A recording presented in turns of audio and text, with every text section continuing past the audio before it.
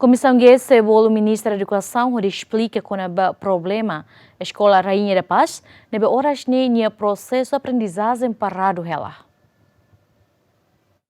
Presidente Comissão GE Parlamento Nasional nebe trata assunto educação, juventude e cultura no cidadania hateten. Parlamento Nasional seibolo Ministra da Educação explica quando o problema Escola Rainha da Paz nebe makorasne nia processo aprendizagem parado ela, onde foi impacto ba estudante será. A situação nebe acontece e a Rainha da Paz ne, ao foi rona horsei, o rona de ankatak ne fulano, ahu fulano abril ne,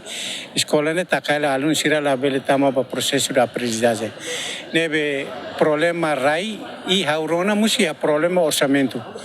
Tainane ma depois de segunda a missa cocotoca to bolo Ministério da Educação, nós a minha tucolemos ba rai 9 atu hari ne estatuto rai ne nusa e sirene compromisso umahira hahune be início escola ne na lá nusa para itabele hatene be de dia kona be sirene estatuto be fundação nian escola privado nebe hari husi iasan ne sira mai husi regulamento ida conjunta tainane mai ita ami se bolu mai prato hari di dia buat sirane por exemplo sira ia compromisso rai 9 ho ida be loke escola ne sirane acordo ne ho sa ho legalmente no tem que escrita para ita hari buat sirane depois mai ita processo mai be ami se exige para escola ne tem atividade tem que lá